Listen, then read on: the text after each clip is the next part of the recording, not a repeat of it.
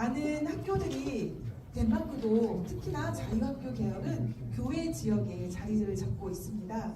지역의 많은 소규모 학교에서는 한국과 비슷하게 학생 모집이 쉽지 않을 것 같습니다. 학생들이 지역에 있는 작은 학교를 선택하게 하기 위한 좋은 방법에 대한 문의가 있었습니다. 그리고 더불어 덴마크의 지역에서 작은 학교가 가진 의미에 대해서 말씀을 해주시면 좋겠습니다. 네, 어떤 분께서 말씀해 주실까요?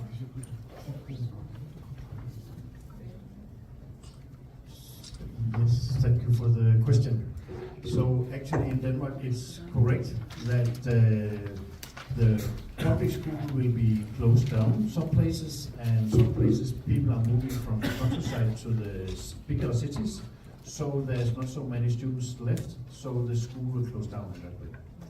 So what we are discussing in Denmark is actually if you want to have a school, if you want to have an active community, then you at least need a daycare, and you need a school, and you need a supermarket.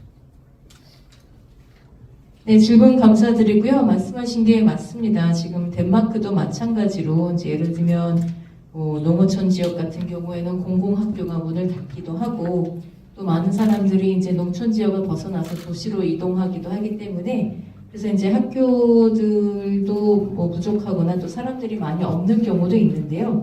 보통 또 이렇게들 이야기를 합니다. 공동체가 활성화가 되려면 그러면 보육원이 필요하고 학교가 필요하고 슈퍼마켓이 필요하다. And some of the places where the public school are closed down, then parents and citizens in the local community, they take the responsibility, and then they raise a free school because it's a non-profit school, so you can raise it and run it by an association. So they do that because they need a school in the middle of the community as a place to meet. 그래서 이렇게 이제 말씀드린 대로 일부 지역 공동체에서 이제 공공학교가 문을 닫았다. 그러한 경우에는 학부모들하고 시민들이 함께 모여서 프리스콜레 같은 것을 만들기도 합니다. 왜냐하면 비영리 단체이기 때문에 협회처럼 운영하는 것이 가능하거든요. 그래서 일단 이 공동체가 모일 수 있는 장소로서 프리스콜레를 만들기도 합니다. And of course we are lucky in Denmark because if a group of parents raise a free school, then the Danish state will support with a financial subsidy. So it's easy to create a free school in Denmark compared to Korea. 그리고 사실 덴마크에서는 이 점에서는 운이 좋다고도 할 수가 있겠습니다만, 학부모들이 이렇게 프리스콜레를 만들려고 한다. 그러면 그 덴마크 정부에서 이에 대해서 지원을 해주게 됩니다. 그래서 아마도 한국에 비해서는 덴마크에서는 프리스콜레를 설립하는 것도 굉장히 수월할 것이라고 봅니다. I think it's a big issue both in Denmark and in Korea with this moving from the countryside to the big cities. So hopefully we can share some more information or more inspirations, because we need to fight against this if we want to keep the local communities. 사실 이제 이런 점이 그 질문하신 내용 중에서 그 인구의 이주, 즉 시골에서 도시로 계속 인구가 빠져나가는 이러한 현상이 덴마크나 한국 모두 다 상당히 좀 큰 문제일 것이라고 생각을 하는데요. 그래서 이에 대해서는 서로 간에 저희가 계속 정보를 교류할 수 있기를 바랍니다. 저희도 이러한 현상은 좀 역전시켜야 하는 한 가지 좀 중요한 문제라고 보고 있습니다. 네, 다음으로는요. 오늘 김현철 선생님과 연미정 대표님 강의를 두 분도 들으셨는데요. 우리가 이런 국제 포럼을 열 때는 외국에서 일방적으로 배우는 게 아니라 서로 주고받고 배우는 게 분명히 있거든요. 오늘 강연 내용이 너무나 좋았기 때문에 덴마크 분들도 큰 감명을 받으셨을 것 같아요. 어떤 생각과 느낌이 드셨는지 들어보도록 하겠습니다. 어떤 분께 답변을 들어볼까요?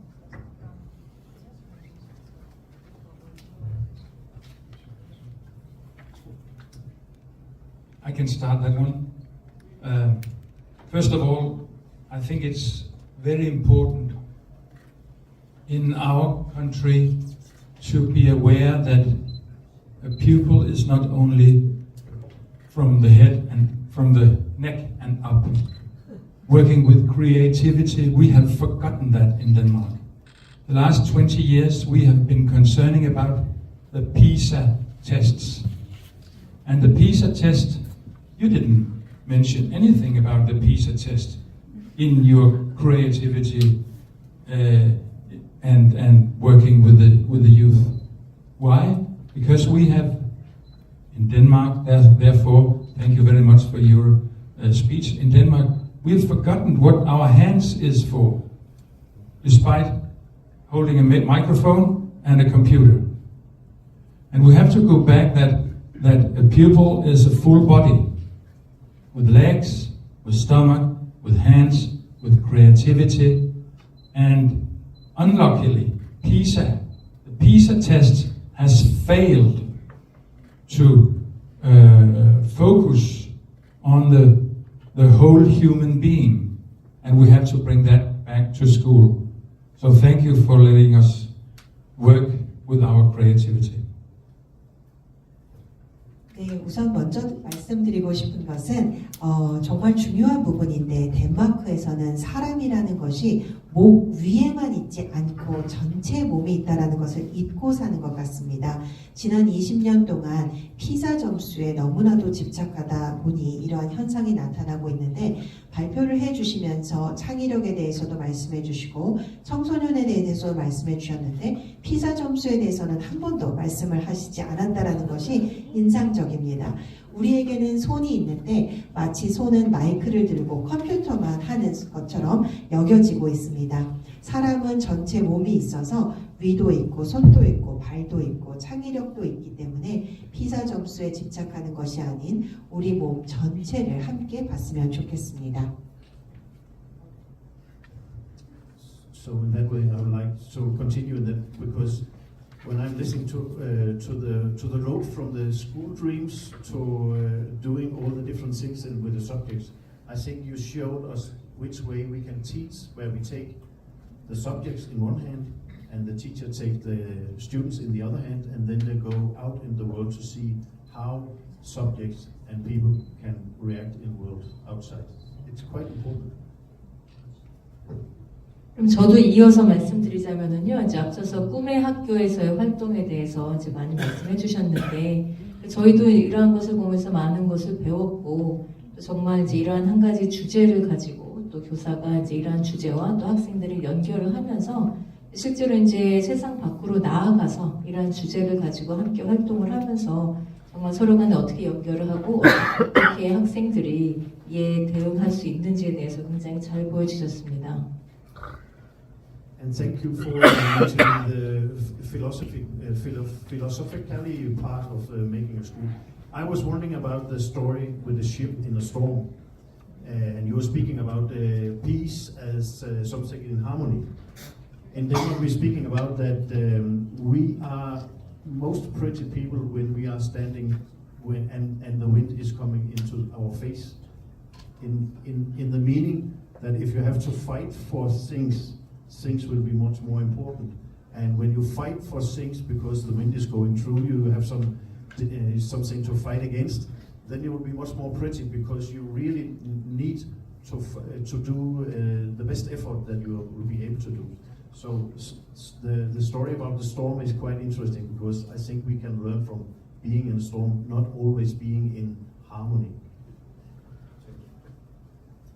네, 그리고 또 앞서서 말씀하시면서 이제 이런 교육과 관련한 철학적인 접근에 대해서 설명해 주셔서 대단히 감사드리고요. 특히나 이제 이런 뭐 파도를 만난 배에 대해서 이야기를 해주셔서 감사드리는데 또 그 속에서 이제 그 평화와 조화에 대한 메시지를 말씀해 주셨습니다.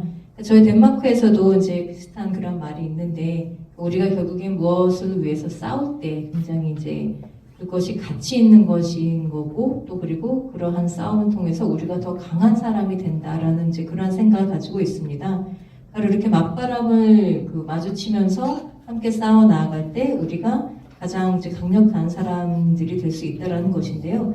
그래서 어쨌든 이제 그러한 또 저희의 그러한 생각이 있기 때문에 말씀하시는 걸 들으면서 제가 또 서로 간에 연결이 되는 것이 있다라는 생각이 들었습니다.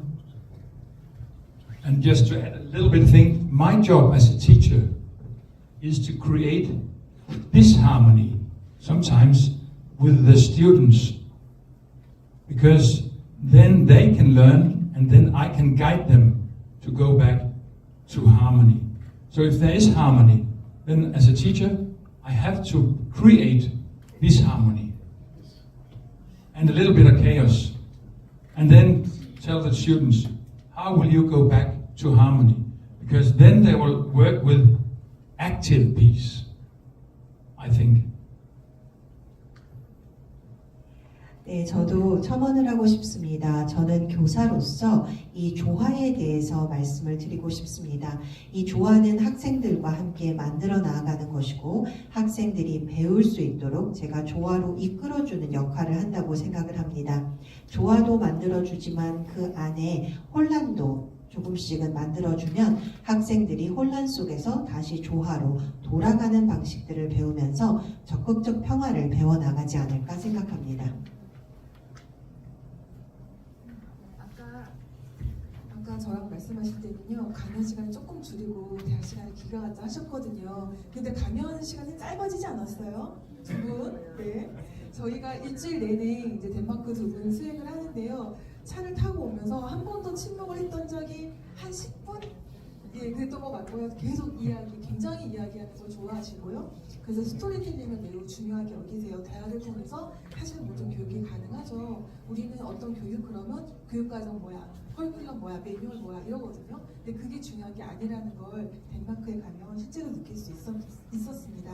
지금 좀 시간이 많이 됐어요. 그런데 지금 한국 연사분들도 너무나 좋은 말씀을 해주셨기 때문에 오늘 시간 관계상 여기까지 질문을 듣도록 하고요. 대신 그 네 분 모두 오늘 강연 내용 서로 어떤 배움이 있었는지를 한번 들어보면 어떨까요?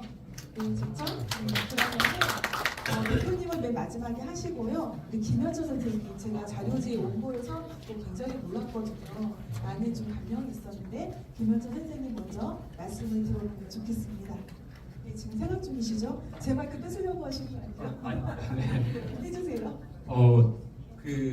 이제 덴마크 사례 아까 이제 우리도 인구 감소 지역이기 때문에 덴마크는 어떻게 하고 있는가를 질문하셨는데 사실 환경이 다르기 때문에 이제 그 문화가 있어요. 그러니까 어떤 솔루션이라는 거는 그 문제를 가진 국가, 집단 혹은 지역의 여러 가지 요소들이 단순히 인구가 준다는 이유 때문이 아니라 그 지역이 가진 문화, 전통, 가치관 이런 것들이 종합적으로 나오기 때문에 정답이 될 수는 없을 거예요. 그래서 우리가 이분들 말씀을 힌트 삼아서 우리가 생각을 해야 되겠죠. 그런데 제가 오늘 느낀 거는 저도 되게 감명 깊게 들은 게 이런 생각입니다. 결국은 세상 사람들하고 우리 많은 차이점이 있어요. 물론 이제 다리부터 차이가 나네요. 다리 길이부터.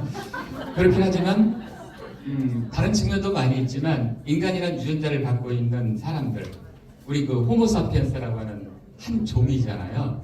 그래서 오늘 제가 말씀을 들으면서 공통점도 참 많구나. 우리가 인간으로서 수천 년을 다른 문화 속에서, 다른 전통 속에서, 그리고 다른 교육을 받으며 살지만 우리가 인간이라는 한 종으로서 가진 공통점도 많구나. 이 이야기는 즉 덴마크 교육에서 우리가 배울 것, 또 덴마크의 문화로부터 배울 것도 많다는 걸 생각하고 오늘 두 분 선생님 이 먼 곳까지 방문해 주시고 저희에게 좋은 말씀 들어주셔서 진심으로 감사드립니다. 네, 다음은 시간을 드리겠습니다. 1분 안에 토번협 회장님, 간단히 마지막 멘트를 좀 해주시면 좋겠습니다. 네, 토번협 회장님, 오늘 이 포럼에 대한 마지막 인사를 해주시면 좋겠습니다. Very short. Very short. I have learned that it's good that we, not old, but a little bit old, are talking to each other. We have to bring the youth together. That's it. 저는 짧게 한 말씀만 드리겠습니다. 우리 이 자리에 있는 사람들은 조금은 나이가 든 사람들인 것 같습니다. 나이 든 사람들 간의 대화도 좋지만 젊은 사람들도 함께 대화에 참여하기를 기대합니다. So thank you for the invitation because I think we are speaking about some very essential part of being a human being. I think it was the mayor who was speaking about humanity. We need to speak about humanity, and it's a part of speaking about peace. So in that way, it's very inspiring to stay with you and listen to all the speakers and what all the people we have been meeting, because we are speaking about how to be a human being. 네, 다시 한번 초대에 감사드리고요. 사실 우리가 그러니까 인간으로서 가장 본질적인 것에 대해서 이야기를 하고 있는 것이라고 생각을 합니다. 앞서서 시장님께서 이제 말씀하셨는데 이제 인문학의 도시라고 하셨는데 결국 인문학, 인류와 관련된 것이라고 생각을 하는데요. 그래서 결국 이 평화라는 것도 마찬가지로 우리 인류와 뗄래야 뗄 수 없는 것이라고 생각합니다. 오늘 제가 뭐 다른 연사분들도 그렇고 또 오늘 여기에 와서 만나본 모든 분들 다 함께 결국 우리가 인류에게 가장 중요한, 가장 본질적인 것에 대해서 이야기했다고 봅니다.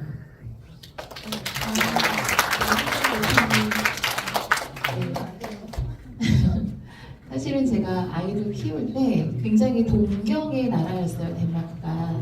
그런데 이제 오늘 이렇게 함께 하면서 이제는 포천 내 교육, 마을 교육도 많이 성장을 했고, 예, 그리고 이제 동경의 대상이라기보다는 협력의 대상이 되지 않았을까, 그런 계기가 되지 않았나라는 생각이 들어서 굉장히 뿌듯한 하루였고요. 12시 전부터 저희가 만났죠, 오늘. 예, 그래서 울미 연꽃마을에서 점심을 먹고 모던 갤러리를 보고 우여곡절 끝에 한탄강지정원 센터에 도착을 해서 하루를 이렇게 9시 마감을 하게 되는데, 여기 오신 모든 분들 너무 감사드리고 먼 길 와주신 우리 헥터 후보 협회장님 너무 감사드리고 또 벨라를 기대하고 싶습니다. 감사합니다. 지금 통역을 도와주시는 분들 너무 신기하지 않습니까? 저 한국말도 저렇게 못하거든요. 네, 오늘 통역을 도와주신 황정원, 김성정 통역가님 너무나 감사드립니다. 네, 선생님 5초만 말씀하시면 돼서 5초 드리겠습니다. 저기 좀 돌아보십시오. 저는 저런 시장님 처음 봤습니다. 저기 대부분 시장님들 인사하시고 가시는데 끝까지 저렇게 같이 해줬습니다. 좀 박수 부탁드립니다.